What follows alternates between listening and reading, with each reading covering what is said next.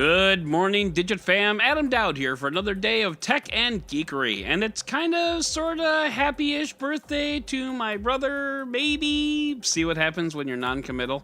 It is February 12th, 2019, which means two things. One, my brother is old as and two, this is your Digit Daily.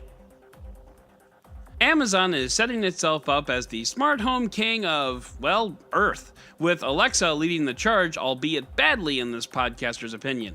Regardless, when you look at just what Amazon has under its umbrella, either directly or indirectly, Alexa, Ring, Fire TV, Philips Hue, August door locks, you name it, just about every aspect of a smart home can be controlled by an Amazon property, except Wi-Fi, until now. Sorry, too smarmy? Yeah, probably too smarmy. Okay, so Amazon purchased Eero, and I'm pronouncing it Eero because if you want to spell your name that way, that's how I'm going to say it. Eero is a San Francisco-based maker of home Wi-Fi gear.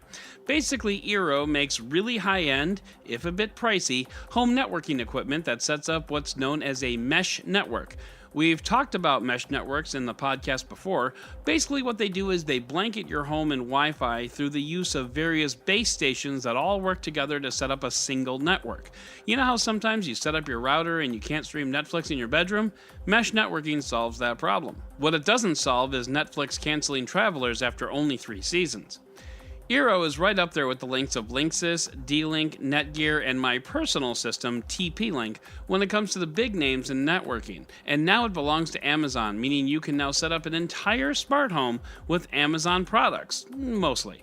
As I mentioned before, Amazon doesn't own anything like smart lighting or door locks yet, but it does have partnerships with them. Plus, this is Amazon, so just give it time. But along with this purchase comes concerns from current Eero owners. They're concerned about Amazon, a company who literally endorses letting strangers into your house to deliver packages, now owning all the data associated with their network activity.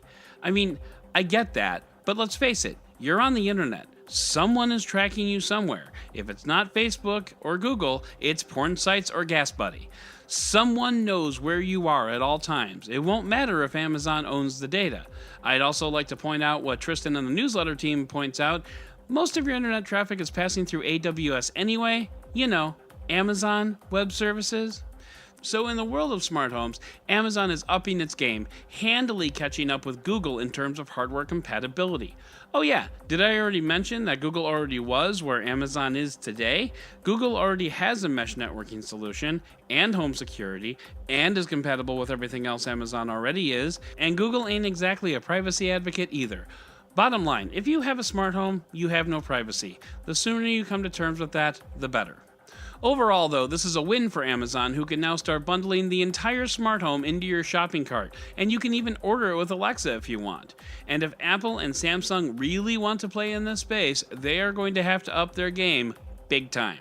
You know what else is big time? The roundup!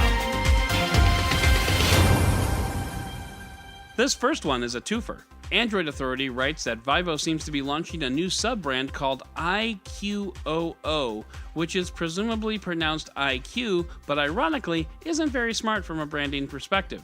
This could very well just be a new family of smartphones, but it's most likely a full sub-brand because that's how Chinese phone makers do. TechCrunch posits that this is going to be Vivo's gaming/young people brand, similar to Honor or the Poco phone. It allows Vivo to put out more budget-friendly hardware without diluting the top-tier brand, which, let's face it, isn't really all that top-tier. So we talked about this yesterday, but Google officially announced its new street mapping AR platform in its blog, and it goes into a lot more detail explaining how the service works, and it's actually a lot more interesting than I thought it would be. Basically, your phone's camera looks at its surroundings and matches features on buildings that it can recognize, and then calculates your position by triangulating those features. Similar to GPS, but instead of getting signals from satellites, you're getting visual information from landmarks. It's a really fascinating read, actually. Steam had to issue a fix to its software when its VR client couldn't track the movements of people playing the game Beat Saber. Beat Saber is basically Fruit Ninja meets Guitar Hero with lightsabers, and if that's not enough to make you run to YouTube and start watching videos, I don't know what is. Anyway, Valve found that people playing the game were moving faster than it thought was humanly possible. Turns out, quote, a properly motivated human using a light enough controller could go faster 3,600 degrees per second than we thought.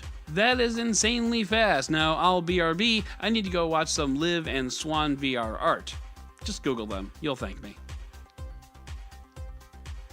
And speaking of VR, Microsoft looks to unveil its next generation Holo Lens at MWC at the end of the month. Holo Lens is still the king of VR headsets in my world, mostly because it's a self-contained unit. No cords or cables, you're basically wearing a computer on your head. Plus, Holo Lens is much more AR or mixed reality focused rather than VR, so I guess my segue doesn't really mean anything, and never mind. Well, if you were hoping to compete on Survivor Red Planet, those hopes have been dashed. Mars One Ventures, the company that was going to send colonists to Mars on a reality TV show, has been declared bankrupt. Shocking, I know. I mean, who really thought that reality TV could successfully fund a mission to Mars? Oh well, maybe Mexico will pay for it instead.